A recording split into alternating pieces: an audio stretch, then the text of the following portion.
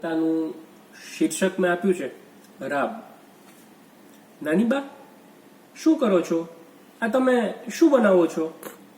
વાંદરા ટોપી ને સ્વેટરમાં સજ્જ એવા યશે પૂછ્યું. જુઓ, તને આ તાવ જેવું છે ને, અને તારા મામાએ આપેલી દવા થોડી ગરમ પડશે ને થોડું અશક્તિ જેવું પણ છે, તો આ મગનું પાણી ને સરસ મજાની ખીચડી આમ મોંમાં મૂકતાની સાથે સરસરાટ અંદર ઉતરી જશે. નાની બાએ જવાબ આપ્યો. ને છાસ? અરે છાસ તો પીવાય, તને તાવ આવ્યો છે ને? ના, મારે છાસ તો જોઈએ જ. અરે આ 2 દિવસ તાવ જેવું છે ને એટલે છાસ નહીં. આ તમારી વાત મને સમજાતી નથી. ને નાનકડા યશે નાની બા ઉમાબેનને પ્રશ્નોત્તરી કહો કે દલીલો ચાલુ થઈ. આ કેવું? આમ તો તમે ને મામા બધાય કહો છો કે ઠંડી છાશ પીઓ તો એસિડિટી નહીં થાય, અને આ મામાવાળી દવાથી મને તો એસિડિટી થાય નહીં, એટલે મારે છાશ તો પીવી જ જોઈએ ને. ને આ કેવું? સડસડાટ ઉતરી જશે. હમણાં કાલ સુધી તો છાશ ને અથાણું ભાત ને ખાંડવાળી રોટલીના રોલ ને બીજું કંઈક કેટલું ને આજે અચાનકથી મગનું પાણી ને ખીચડી. અરે તને તાવ આવ્યો છે ને? પાછું જો કાલ રાતથી થોડી ઘણી નબળાઈ પણ છે. તને કાલ અમથી સ્કૂલમાં રજા નથી પાડી? કાલે રાતે 2 તાવ હતો એવું તારા મમ્મી કહેતા હતા. હા, પણ મામાની દવા છે ને, સારું થઈ જશે. એમાં આ દર્દી જેવું ક્યાં તમે બનાવવા લાગ્યા? જો બહાર કેટલી ઠંડી છે ને હમણાં વાયરા પણ ચાલુ છે, તો મગથી શરીરમાં તાકાત આવે ને ખીચડી જલ્દી પચી જાય. હા, એ બધું બરાબર, પણ આ મગનું પાણી આમ નહીં ભાવે. અને જુઓ ને, મને જરા પણ સ્વાદ આવતો જ નથી. આ બધું કડવું કડવું જ લાગે છે. મને ભૂખ નથી નાની બા. અરે દવાઓ ગરમ પડે એટલે થોડું તો જમવું જ પડે. નાની બા યશને મનાવવા લાગ્યા. શું તમે પણ? મને કંઈ ભાવતું જ નથી. મને દવા આપો એટલે ખાઈને સૂઈ જાઉં. મને નીંદર આવે છે. એમ કહીને ધમ કર દો યશ ચાલ્યો ગયો. અરે એમને દવા ન ખાઈએ, થોડું મગનું પાણી પી લો બસ. ખીચડી નહીં ખાતો બસ? ના નાની બા પ્લીઝ, મને જરાય ટેસ્ટ નથી આવતો. આ બધું કડવું લાગે છે. મને સૂઈ જવા દો ને. થોડી ઠંડી પણ લાગે છે.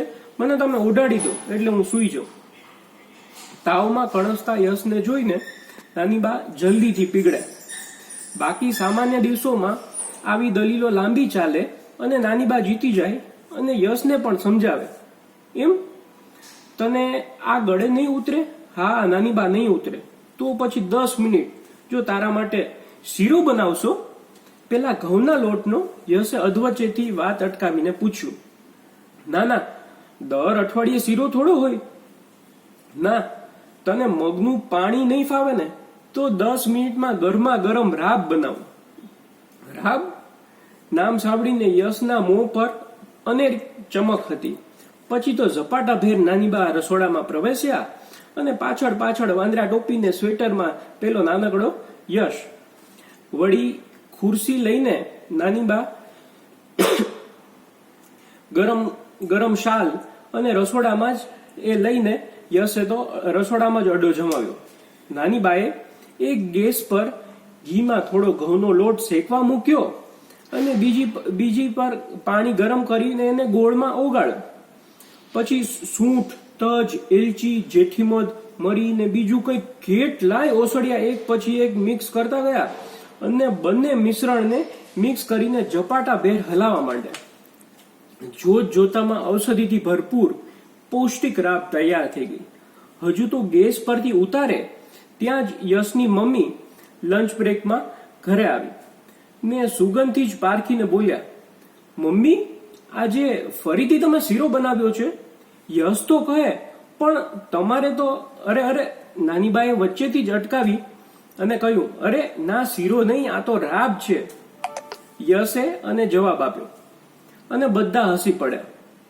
યશની મનગમતી પછી તો એ ફટાફટ ભાવતી એ રાબ તૈયાર થઈ ગઈ. પછી તો ફટાફટ ગરમા ગરમ રાબ એ મોટી તાસડી જેવીમાં પીરસાઈ અને નાની બા ચમચીમાં લે ને ફૂંક મારે અને યશને પીવડાવે. થોડી નવસેકી થઈ એટલે યશને કહ્યું, નાની બા, હવે હું જાતે જ પી લઈશ. અને નાનકડા યશે બંને તાસળી જાણે કૃષ્ણ ભગવાન માખણની મટકી પકડતા હોય એમ યશે મોટી તાસળી મોઢે માંડી અને ગટક ગટક ગટક કરતા રાબ આ નાનકડા બાળ કૃષ્ણ સફા ચટ કરી ગયા. આ જોઈને નાની બા પણ હસી પડ્યા. યશની સામું જોઈને કહ્યું, નાનકડા દરબાર, હમણાં થોડી વાર પહેલા તો કહેતા હતા કે મોઢું કડવું થઈ ગયું છે, કંઈ નહીં ભાવે, ને આ જો બધું સફાચટ કરી દો. અને હા, એ તો નાની બા મગના પાણી માટે. અને બધા ફરી હસી પડ્યા. સામાન્ય રીતે બાળકોને વૃદ્ધો માટે શક્તિવર્ધક ને પૌષ્ટિક આહાર કે દવા ગણાતી રાબ આ યશ માટે તો એક મિષ્ટાન સમાન એક વાનગી જ હતી.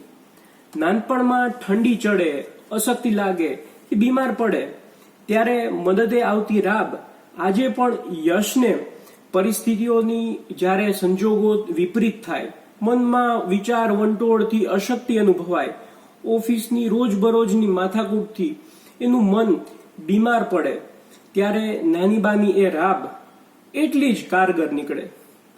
સત્ય ભલે ધીમા તાપે શેકાય, સત્ય ભલે ધીમા તાપે શેકાય, પણ કર્તવ્ય નિષ્ઠા અને ધર્મ એમાં ભળે એટલે શક્તિવર્ધક રાબ જેટલું જ કારગર અનુભવે.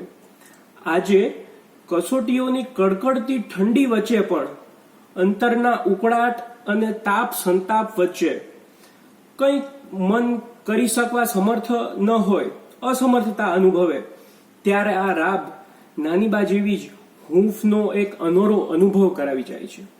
જાણે કહે કે થોડું તો જમવું પડે.